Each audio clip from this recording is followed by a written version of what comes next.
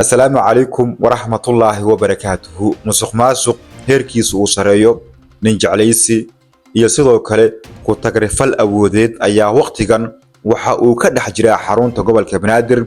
Haddaba waxa warbixintan ku qaada dhigaynaa halkee ayuu ku shaqeeyaa gudoomiyaha gobolka Banaadir, maxaa ka jira wararka sheegaya in lacag badan la lunsaday, shaqaalihii ka horeeyay kuwa hadda shaqeeya in la bedelay laguna bedelay xubin u dhow gudoomiyaha gobolka Banaadir, xilalka ay hayaan, lacagaha ay qaataan iyo heerka musuqmaasuq ee waqtiga ka dhex socda xarunta gobolka Banaadir ayaa halkan rabaa in aan idin kula wadaago. soo dhawaada si gudbiya muuqaalka sheergareeya la gareeyo howlo si wadaaga asxaabtiina sidoo kale la dagaalama musuqmaasuqa oo si gaarsiin cid walba oo aad u aragtaan arrintan wax ay ka qaban karto gaar ahaan xubnaha ugu sareysa dawladda federaalka.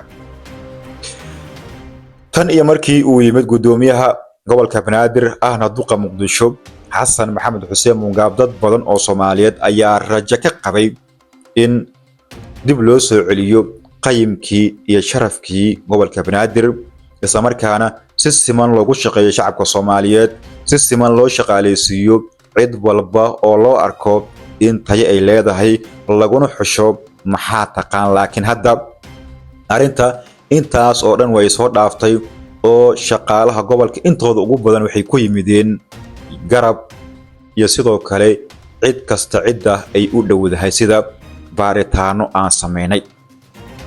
inta ugu badan shaqaalaha jooga ma haystaan shahaadooyin heer waxbarasho muujinaya dugsi sare, dugsi dhexe ilaa iyo heerka labaad ee jaamacadda, laakiin waxaa lagu wada bedelay oo nasiib darro lagu tilmaamay shaqaalihii hore u shaqeynayay oo banaanka la geeyay laguna bedelay xubno u dhow gudoomiyaha gobolka Banaadir. waayahay marka halkaas sheekada ay joogto waxaan ku tusayaa heerka musuqmaasuq ee ka jira gobolka Banaadir, laakiin waxaan ka hormarinayaa halkee ayuu waqtigan ku shaqeeyaa gudoomiyaha gobolka ahna duqa Muqdisho Xasan Maxamed Xuseen Mungaab. waxaa la xaqiijiyay in xafiiska gobolka Banaadir uu ka caagan yahay oo uusan tagin go'aan uu ku gaaray inuu ku shaqeeyo xafiis u gaar ah oo ku yaala mid ka mid ah degmooyinka gobolka Banaadir sida ay inoo xaqiijiyeen. warkan ma ahan mid anaga iska sheegayna, laakiin waa war ay inoo xaqiijiyeen xubno ku dhow isla gudoomiyaha gobolka ahna duqa Muqdisho. dad badan ayaa waxay isweydiinayaan marka inta ugu badan waxaa aad uga hadlaysay howlaha dawladda ay socda ee ku saabsan arrimaha dastuurka, arrimaha dawlad wanaagga, laakiin maanta maxaa uga hadlaysaa arrimaha musuqmaasuqa. marka waxaan rabaa in aan ka afeefto haddii dawladda Soomaaliya guulo ay gaarto waan ka hadlaynaa, marka musuqmaasuq uu jirana waan ka hadlaynaa oo sharciga ayaa ina faraya in waxa waqtigaasi taagan aan ka hadalno. waa in shacabka sidaas ay ula socdaan iyo cid kasta oo page-kayga ku xiran. waayahay gudoomiyihii gobolka waxaa sidoo kale naloo xaqiijiyay in dhammaan agabkii iyo dukumiintidii muhiimka ahaa uu geeyay guriga ama xafiiska gaarka ah ee asiga uu ku shaqeeyo waqtigan. meeshaas ayaa wixii shaqo ah lagu fuliyaa. inta ugu badanna xafiiska ma tago ee gobolka Banaadir, laakiin marmar ayuu madaxa geeyaa si madaxda dawladda iyo shacabka loo tuso in xafiiska gobolka Banaadir uu si maalinle ah u shaqeeyo. laakiin warkan waa war la xaqiijiyay xafiiska gobolka Banaadir si sax ah uma shaqeeyo. marka laga soo tago shacabkii Soomaaliyeed ee canshuurta laga qaadayay ee wadooyinka ee qaarkood ku ganacsanayay ee hooyooyinka lahaa oo qaar agoomo korinayay, lacagihii laga aruurinayay ee loo sheegayay in dalka wax loogu qabanayo, lagu dhisayo wadooyinka, waxbarasho lagu siinayo, waxa ay gashaa gacan kale, waxay ku dhacdaa akoon kale, waxaana isticmaala dad aan mudnayn oo lagu aamusiyo. haddaba yaa ka mid ah rag siyaasiyiin ah oo qaarkood magac leh oo aan soo bandhigi doono.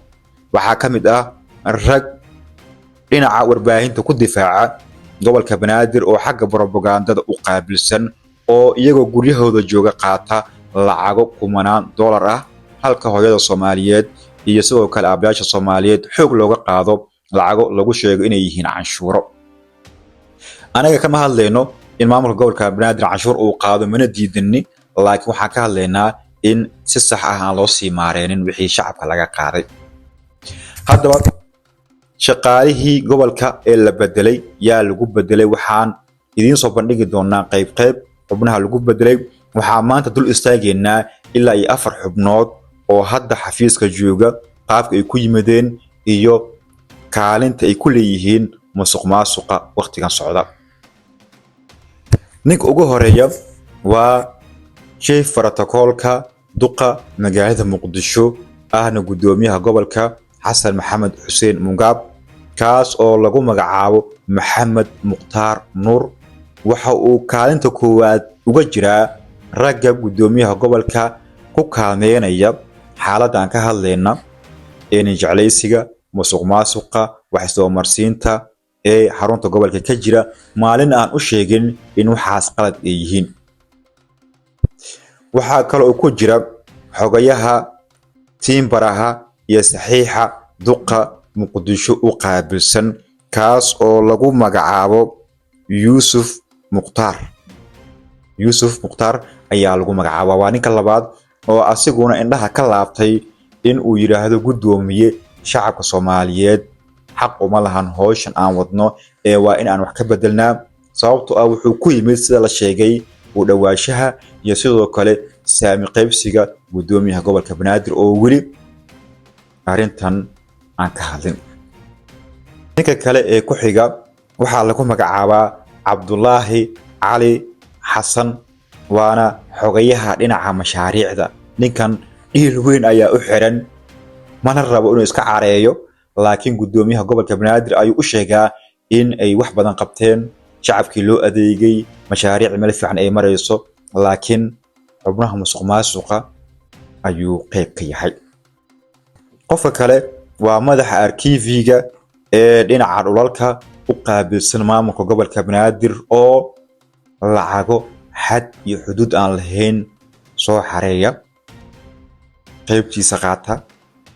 hooyo Soomaaliyeed, aba Soomaaliyeed iyo carruur Soomaaliyeedna maanta iyo waqtigan idinla hadlaya gaajo iyo oon ay u geeriyoonayaan, laakiin lacagtii la caruurinayay ee shacabka laga qaadayay isla xaruntii gobolka ma dhaafto, waxayna ku dhacdaa akoono gaar ah, waxaa lagu shubtaa jeeb gaar ah, waxaana isticmaala shakhsiyaadkan aan sheegayo iyo kuwo kale oo aan soo bandhigi doono haddii ay ka baaqsan waayaan hawsha musuqmaasuq iyo wax ay ku foogan yihiin.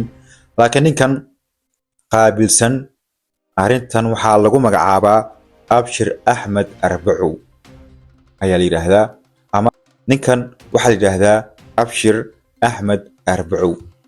haddaba waxaan soo bandhigi doonaa liis kale oo dheer oo xubno kale ay ku jiraan, laakiin qaybtan halkaas ayaan ku koobaynaa.